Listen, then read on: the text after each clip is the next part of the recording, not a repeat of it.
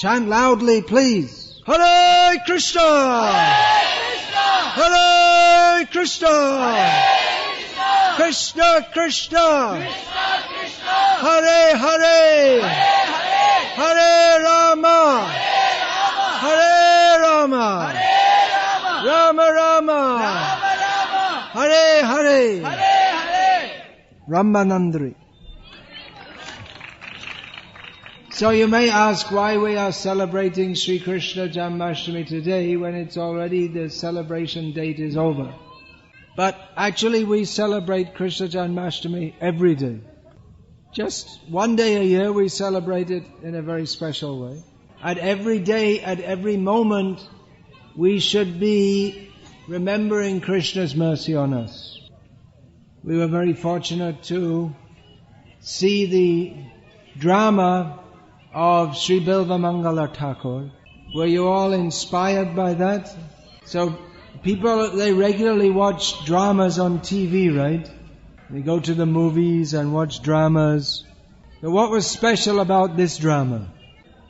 The story wasn't very complex or exciting, but what makes it inspiring is Krishna and Krishna Bhakti.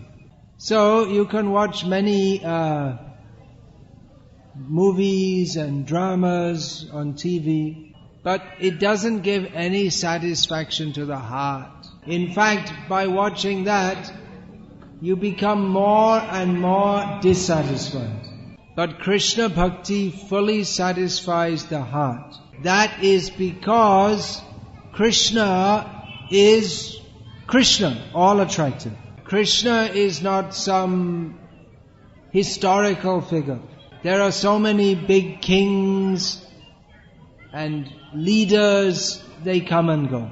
But Krishna Janmashtami is being celebrated even thousands and thousands of years after Krishna's appearance. That is because Krishna is attractive to our very heart and soul. We all have our eternal loving relationship with Krishna. But forgetting that relationship with Krishna, we try to be happy in this material world. But it is not possible to be happy in this material world. As Lord Krishna states in Bhagavad Gita, this material world has two main characteristics. Dukhalayam ashashvatam. This material world is full of misery and everything here is temporary. So we can watch dramas on TV and go to movies, but we won't be satisfied.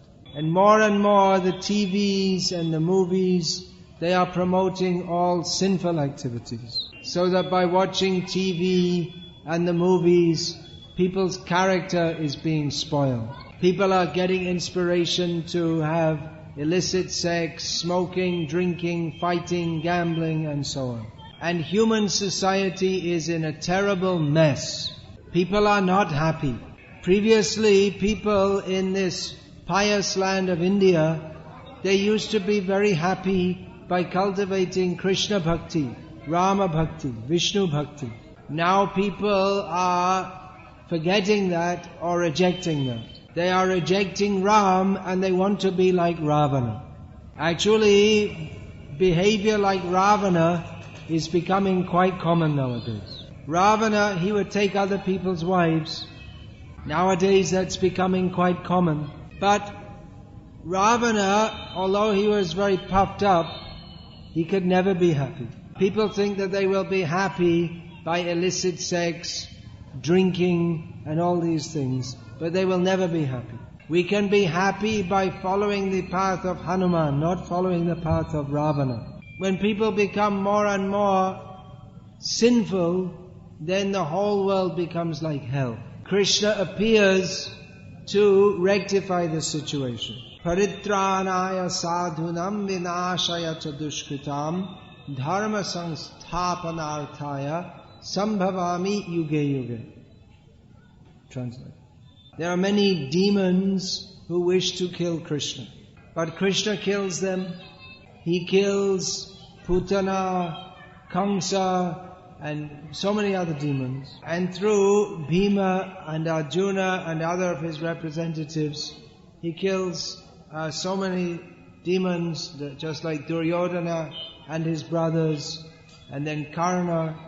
So you may think that Krsna was a good man, but whatever good qualities he had, they were spoiled because he was against Krishna and his devotees. So Krishna kills the demons. Rama, of course, also kills Ravana and so many other demons. The demons, they also want to kill Krishna. But that is not possible. But they want to do so. In the modern age also, there are so many demons who blaspheme Krishna.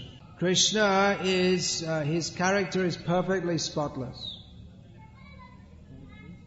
Perfectly spotless. Sampurna Nirmalam. Simply by chanting Krishna's name, one can be freed from all sins. But some people wish to accuse Krishna. For instance, some people accuse Krishna that he is a womanizer. And in this way they try to poison people's minds and make them hate Krishna and convert them to what they call another religion. They say that you should love God and hate Krishna. Well, how is it possible? Because Krishna is God. So this accusation that Krishna is a womanizer, well, that is described in Shastra, that Krishna had so many gopis and so many queens. But how is it that so many great acharyas like Ramanujacharya, Madhvacharya, Shankaracharya, Chaitanya Mahaprabhu, who is the Supreme Personality of Godhead in the role of an acharya, all of them worshipped Krishna. All these acharyas and all the great Vaishnavas of the past, they were not fools. In fact, the philosophy they composed is so complex that people nowadays are too stupid. They can't understand it. In the modern age, people think they're very intelligent if they have a piece of paper which says they're PhD. But in most cases, a PhD certificate is just a certificate of your foolishness. Because people think that they are very intelligent, but they don't know what is the purpose of life.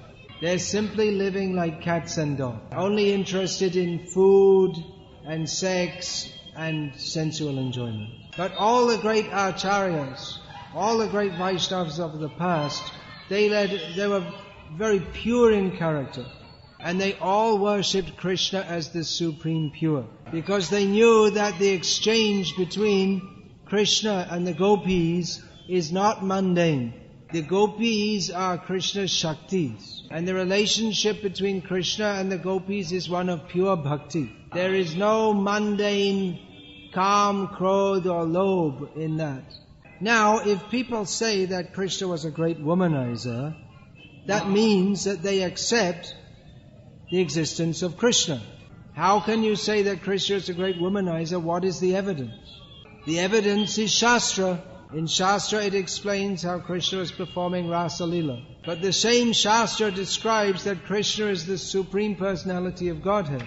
So if you accept that Krishna is a great womanizer, then you should accept that He's the Supreme Personality of Godhead. And you should accept the Shastric descriptions that the exchanges between Him and the gopis are nothing mundane, but they are exchanges of Param Bhakti. So in this way, so many demons, they want to kill Krishna.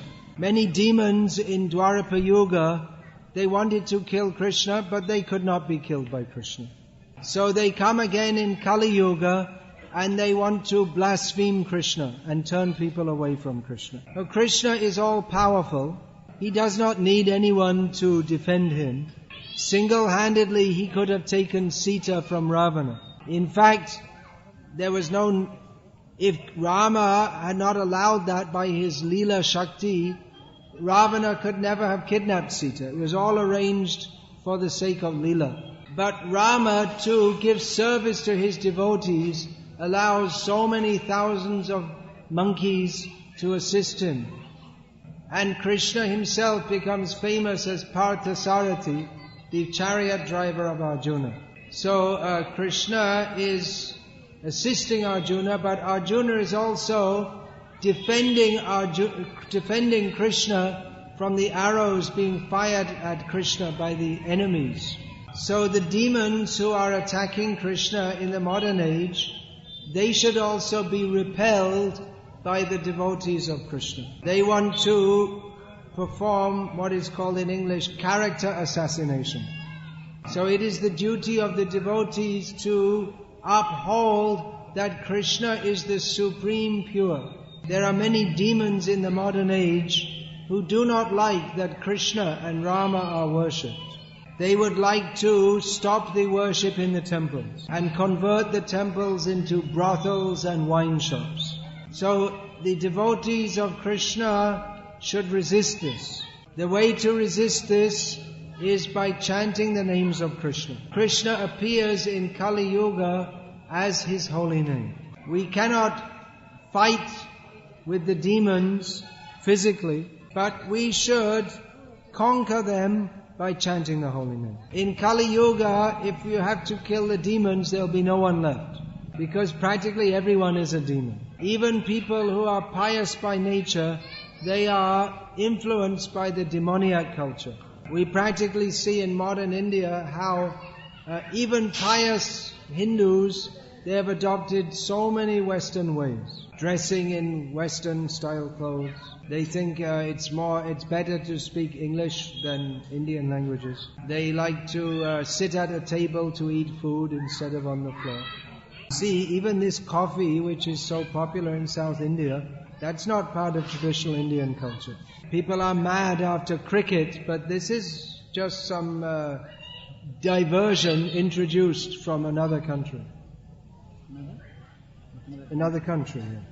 Instead of being mad after Krishna, people are mad after cricket. But that won't help you. At the time of death, if you think of Krishna, you go to Krishna.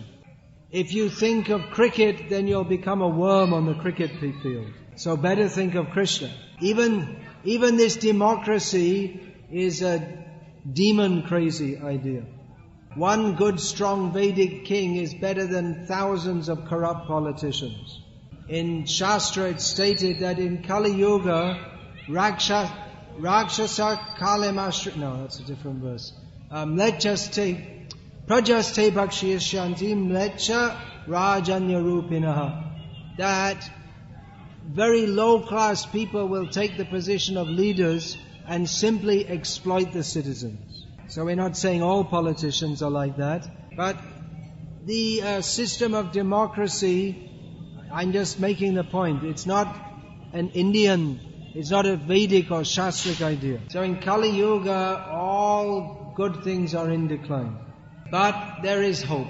Kale dosha nidhe rajan asti eko mahan guna kirtanad eva krishnasya mukta sangha parangrajet. This chanting of Hare Krishna will kill the demons by killing the demoniac spirit. People will, their natural attraction to Krishna will be revived. There are so many examples. I'm an example. I was born into a demoniac culture where eating meat and drinking wine, illicit sex, these things were all normal. Now by the grace of Srila Prabhupada, I have given up all these things and I'm chanting Hare Krishna. You may wonder why we have a big picture of Srila Prabhupada here. Srila Prabhupada was the great Acharya who brought the chanting of Hare Krishna all over the world. Just as Krishna appeared in the womb of Devaki in Dwarapa Yuga, because of Devaki's pure bhakti, Krishna appeared as the holy name via Srila Prabhupada in this Kali Yuga. Of course, Chaitanya Mahaprabhu, he introduced this Sankirtan movement. But it was Srila Prabhupada who took it all over the world. He brought Krishna into the lives of so many people. So, Srila Prabhupada, he is a great Acharya. What Sri Ramanuja, Sri Madhva, and great Acharyas have done in India, Srila Prabhupada has done all over the world. In places where there was no knowledge of Krishna, Srila Prabhupada has introduced pure Krishna consciousness. So please take this up. Please be convinced that you cannot be happy by any other means than by Krishna Bhakti. If your heart was touched by the presentation of Bilva Mangal's pure Bhakti, then know for sure that you too can attain the same standard of bhakti as Bilvamangal. Even while living your home life, you don't have to leave home, you can stay in your home life, but take up this chanting of Hare Krishna, and you can attain pure devotion to Krishna, which will fully satisfy the self. Hare Krishna.